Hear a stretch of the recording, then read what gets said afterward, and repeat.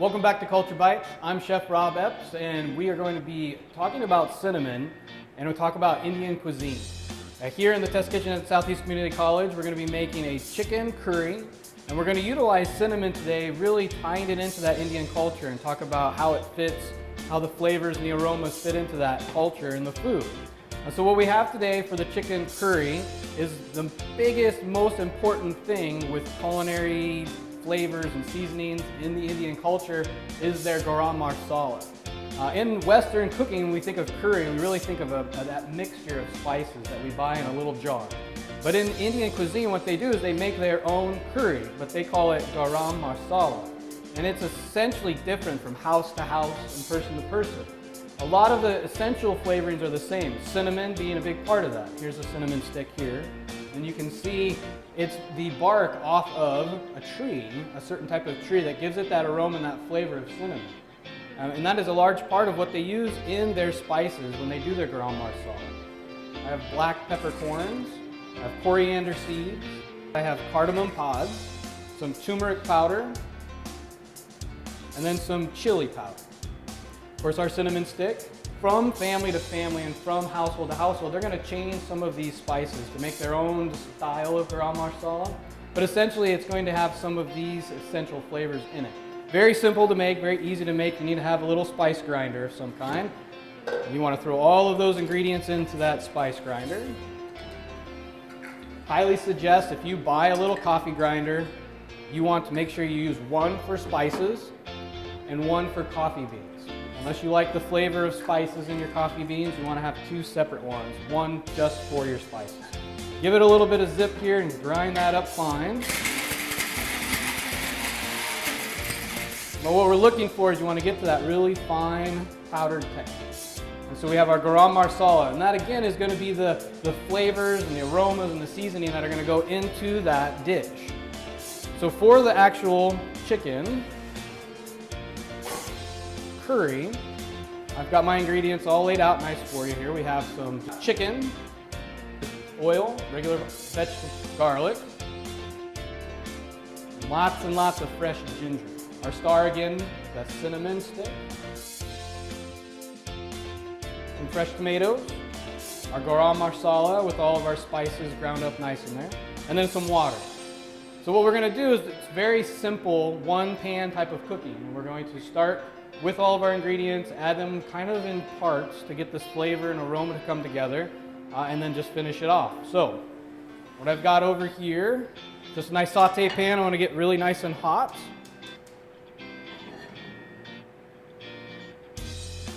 That pan heat up here a little bit. Interestingly enough, with the chicken, we really want to think about the culture that we're coming from. We're coming from Indian food and Indian cuisine. And with that Indian cuisine and that culture, the largest population for their religion there is Hinduism. And Hindus, they see cows as sacred. And so they're not going to eat beef. You may see cream and you may see dairy all over the place, but they're not going to eat beef in their culture. And so you see a lot of vegetarian dishes and you see a lot of chicken. So we're going to utilize that, fitting with that culture and that theme, and utilize our chicken. So we got our pan nice and warm. We're going to add our oil.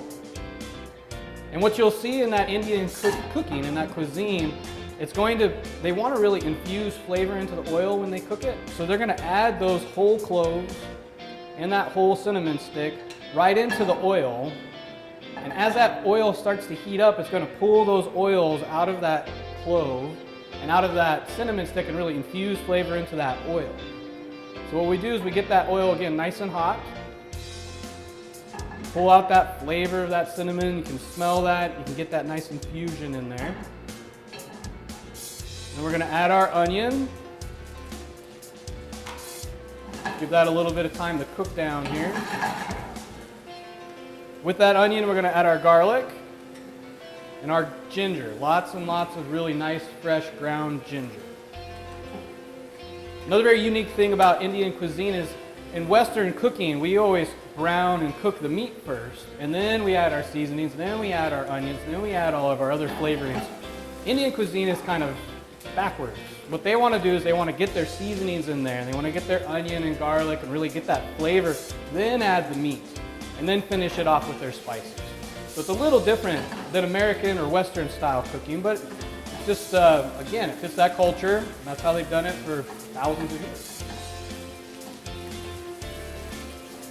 So with Indian cuisine, when they do their curries, they really want this to get very dark and very rich, almost to the point where it seems blackened. You don't want to burn anything, so you really want to give it time to let it brown nicely and get some color on it.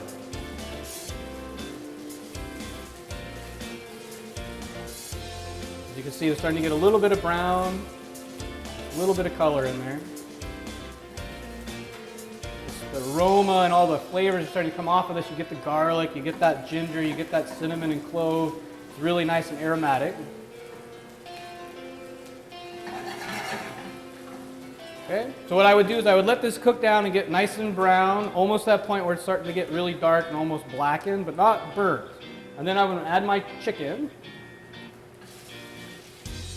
And with that chicken, we want to kind of do the same thing. We want to give it about 2 minutes to let it kind of brown all over, get some color on the chicken, and really kind of infuse some more of those flavors in there.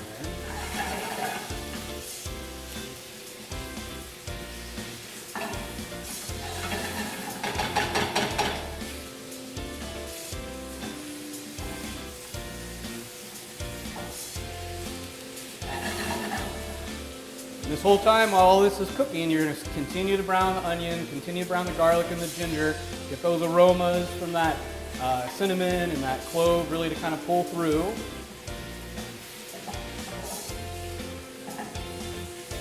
Really let this sit on here. You want to let that chicken get nice and dark, a little bit of color all over all sides. Let it kind of cook down again.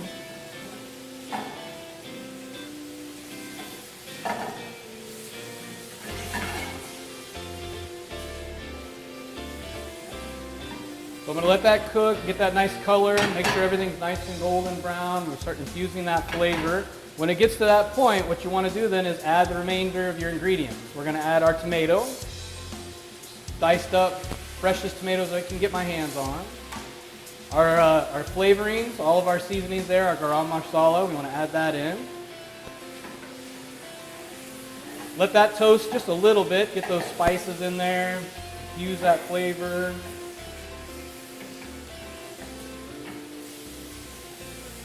And then last, we want to add some water. The water is going to help make a sauce for us. It's going to get all of that nice brown bits on the bottom of the pan loosened up. It's going to get some more of that flavor and infusion come together. And then it's going to allow our chicken to cook the rest of the way through, but to keep it tender by adding that little bit of moisture in the pan.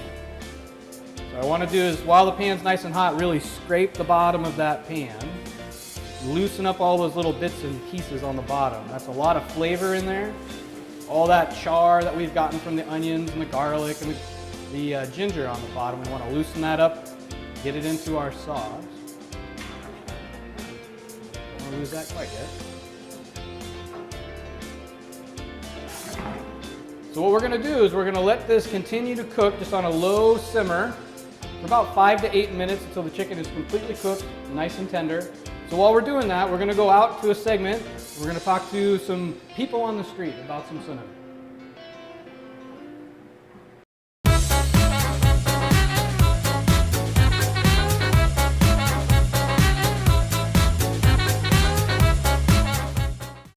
When was the last time you had a dish that had cinnamon in it? 25 minutes ago. What was it? Pure cinnamon. For breakfast, I had cinnamon toast. The last time I had cinnamon, I was probably eating a bowl of oatmeal. This morning for breakfast.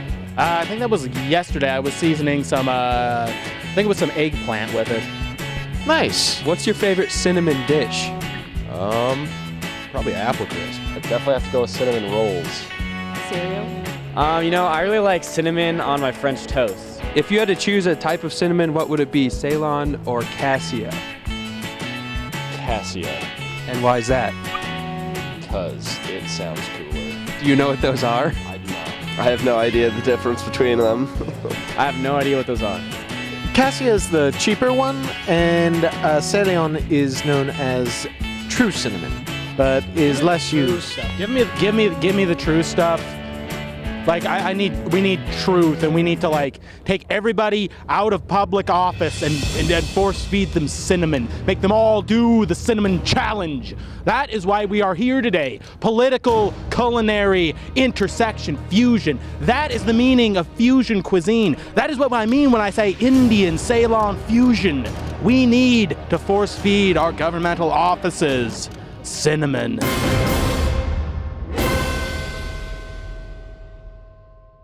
Cassia is, in fact, the more common of the two cinnamons, but it's also been known to cause liver damage. What's your thought on that? I mean, I'm not really afraid of liver damage. I was unaware of it, but even now that I am aware, I really don't care. I don't care. Force feed them that. Here at a cinnamon rally, and we're gonna try and start a cinnamon chant here today. You ready? You guys ready for this? Yeah. Are you guys ready for this? We're ready. You ready? Cinnamon. We're gonna start chanting cinnamon. All right, on 3. 1, 2, 3. Cinnamon, cinnamon, cinnamon, cinnamon, cinnamon, cinnamon, Cinnamon, cinnamon, cinnamon, cinnamon, cinnamon, cinnamon, cinnamon, cinnamon, cinnamon.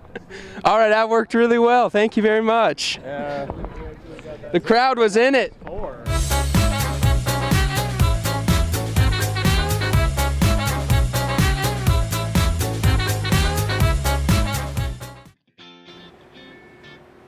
Well, welcome back to the kitchen. Hopefully you enjoyed that segment on cinnamon. What we've got then is we've allowed that chicken curry to cook down for that 5 to 8 minutes, really infuse in all of those flavors, that cinnamon, the garam masala, the garlic, the ginger. And what I did then is I removed the cinnamon stick and those cloves. You definitely don't want to eat those. It's like chewing on bark, so we don't want that. And then you can kind of see that nice rich color. All that's cooked down into that nice rich flavors and colors that we want. I'm gonna turn the heat off on that. Bring that over and we'll plate that up. So what we've got to serve this with a very traditional rice dish. With this chicken curry, you really want to think about, again, the culture, what's available in their area, and you see a lot of rice. And traditionally in Indian cuisine, you're going to see that nice aromatic rices like basmati or jasmine rice. And so again, to tie in our flavor of that cinnamon, I've got basically it's a cinnamon basmati rice pilaf. So we cooked off some basmati rice with a cinnamon stick, add a little bit of ground cinnamon, and then we've got some slivered almonds and some fresh peas, just to give it a little color and a little bit of flavor in there. So we're gonna plate up our rice. Put that on the plate, nice and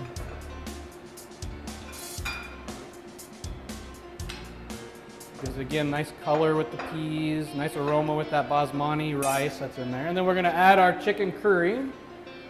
Definitely want to make sure we get a lot of that sauce and flavorings in there with it. Take some of that chicken, tomato, onion mixture. Really get that on there.